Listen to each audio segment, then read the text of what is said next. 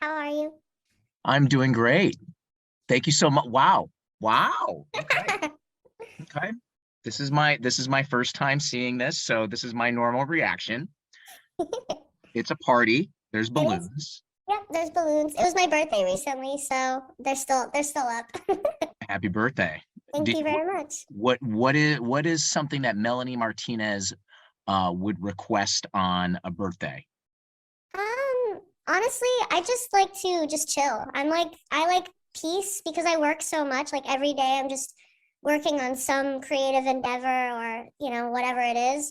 Mhm. Um, it's nice to just have days where I can just rest. So on my birthday, I was able to go to Amsterdam, luckily, with my partner, and we just had a beautiful time in Amsterdam. It was gorgeous. Yeah. And it really meant a lot to me because the first time I was able to travel without having to work. So it was nice. Oh, I can only imagine. And Yeah. Amsterdam, I heard it's beautiful. Never been. It's really beautiful. The canals are beautiful. And the people are so nice. So it was definitely a great time for sure. Well, thank you for taking the time to chat Yeah, with thank you. our little radio station here, KISS FM here in Chicago. You know, we love you. We love playing Void all over our airwaves. Thank Um, you. Thank of you so much. course, of course. I'm going to start with the first time I actually met you. So this was like, I don't remember the year. It was probably like 2016-ish. Yeah, Um, early. you were here. You were here in Chicago. You performed. And I'll be honest, I didn't really know a ton about Melanie Martinez, Yeah. but after I left that show, I was like, I get it. I get it.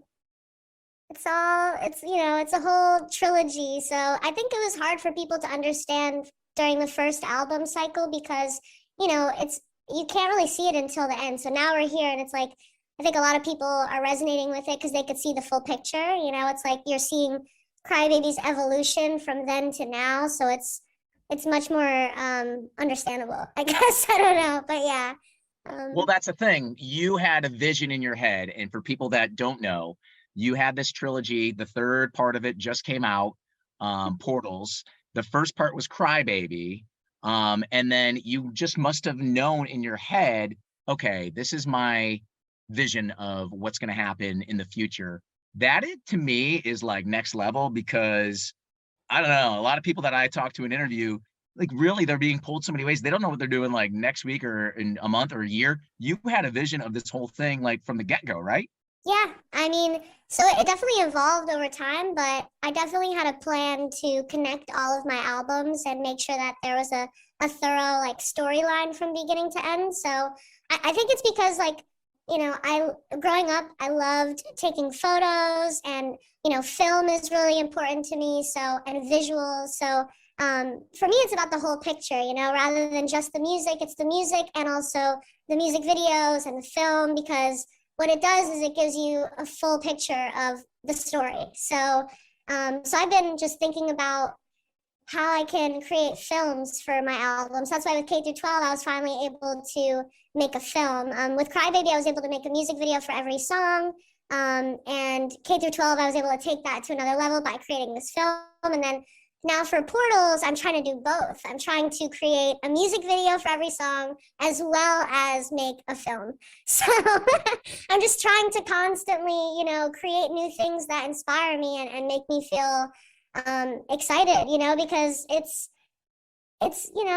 really fun for me. This is like all I want to do. All I want to do is create art and make music and just hopefully that can be something that people resonate with and that they connect with. So You that's it. you That's all just said the it's about. magic word that I knew I was going to bring up, but you did instead, and that's art. And I love you for that because there's a lot of non-substance-esque music out there. And it is what it is. It's just people can vibe and they can Yeah, find energy from a sound or get an totally. emotion from something, no matter if it's deep or Yeah, not.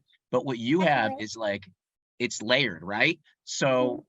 where did that come from? Who is an artist that like was, as you said, film and pictures and stuff, but as a kid growing up, it must have somebody must have influenced you that you're like, yo, this is it. This is the art that I want to do something similar to this in my own lane. I think instead of it being like I want to do something similar to someone, it was more like I was just inspired by a lot of different music. So I listen to like a lot of like alternative rock and like bands and stuff. But also, I think my most favorite artist actually. held, I guess, more importance on her songwriting, which was Fiona Apple. Fiona Apple's like my all-time favorite artist. And I think it's because I feel so much when I listen to her music. It makes me like, it's almost like she's just having a conversation, you know? And it's so raw and it's so just her. And I love that. And I think that that's what inspired me to just be me and just go with what, you know, I love doing. So I love creating visuals. And so it's very important for me to, you know, make sure that every song has a visual and tells the story of what the song is about. And I love songwriting that's clever and witty and just like raw. And that's how Fiona's, you know, music is as well. So it's like, I think that that's probably my biggest influence.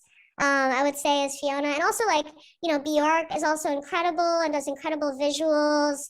So I would just say like, honestly, like, just really brilliant female songwriters who just have been creating from a place of doing what they love to do, and how that kind of shines off of them. That has inspired me to just be myself and do what I do. So Well, yeah. what's impressive, and I'm going to give you your flowers, is you're in that lane and you're in that now category with those greats that you just mentioned, because man, I look up Melanie Martinez tickets to try and get online. I can't get them. They're sold out. You're I coming to got you. Chicago. I got you. I will be there. Yeah, July. You're going to be at Aragon here in Chicago. So, Cool. the whole goal of an artist, right, is to put your music out there and then eventually perform the same music live and give them the whole experience, knowing that it will be a sellout, or crossing your fingers it'll be a sellout. Were you surprised at how quickly these shows Yes. sold? I mean, we're talking Yes. Melanie, I we're was talking shocked. 5 seconds. I was shocked. I was shocked. I have to say, I was very surprised. I mean, especially because, you know, like I said, I think there's something about, I don't know, like being here now, right? It's like in the beginning, I had Crybaby, and it was my first album, and not a lot of people knew where it was going or what the story was. And then K through 12, and again, people are like, okay, like I kind of get it. It's continued, and now with Portals, it's like the full trilogy is here, and I think people can see the bigger picture. And I think that is really just resonating with people, and I love that. I love that people can see the full picture now, and really are more able to understand what the story is. And I think that's why things are, you know, doing so well. Like I'm really grateful, because it's cool to see it from the beginning, me planting the seed, and then now seeing the full flower blooming. It's just so exciting for me, for And you sure. know, it's interesting too, because your song "Void" is getting a lot of radio airplay now. I mean, you're our iHeartRadio on the Verge artist, which, by the way, Sam Smith, Doja Cat, Olivia Rodrigo have all had that title. It's a way of us really, really zooming in on who the artist is as a person and wanting to get more ears on your product. Yeah. Does that mean a lot to you, having new fans? Like, they're Yeah, not hardcore absolutely. fans, but they're new fans listening to I mean, Void. I definitely love that, because, you know, I wrote Void particularly about my struggle with anxiety.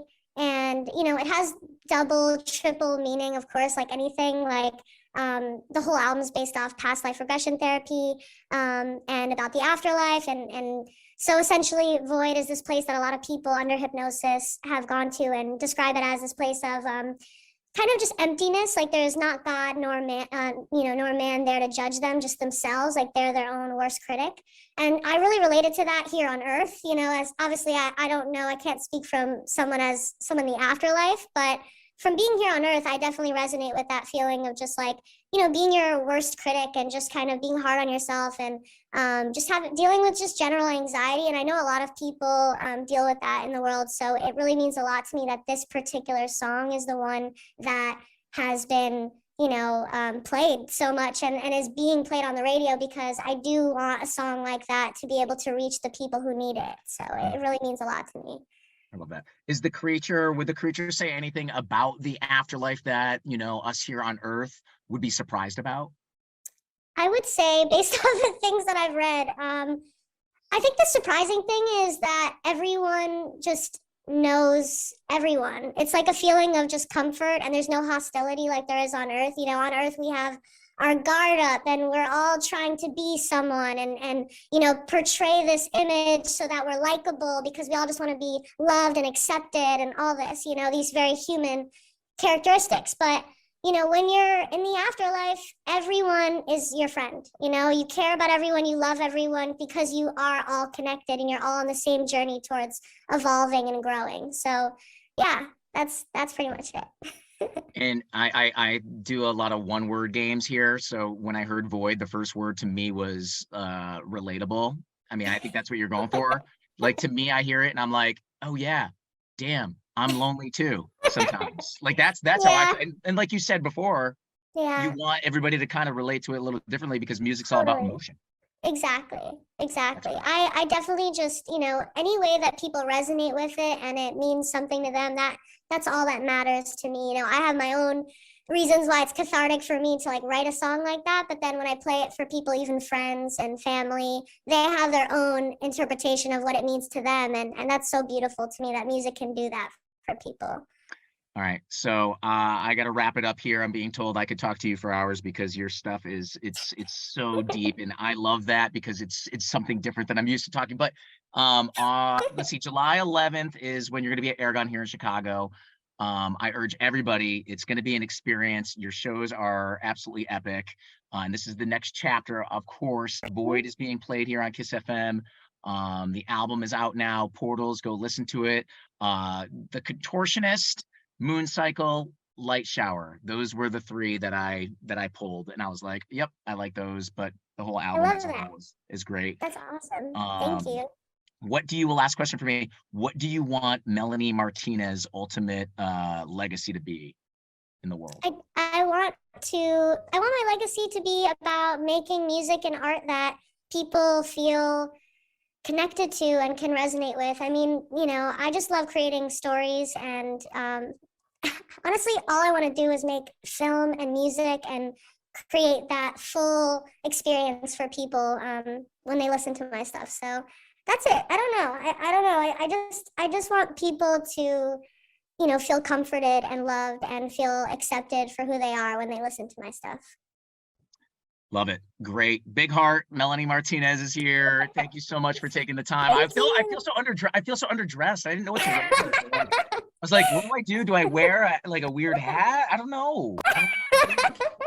But you're awesome. Can't wait to see you here in Chicago. Thank you for the time. I really Thank appreciate you it. so much. Thank you. I appreciate it. Thank you. Bye. Bye.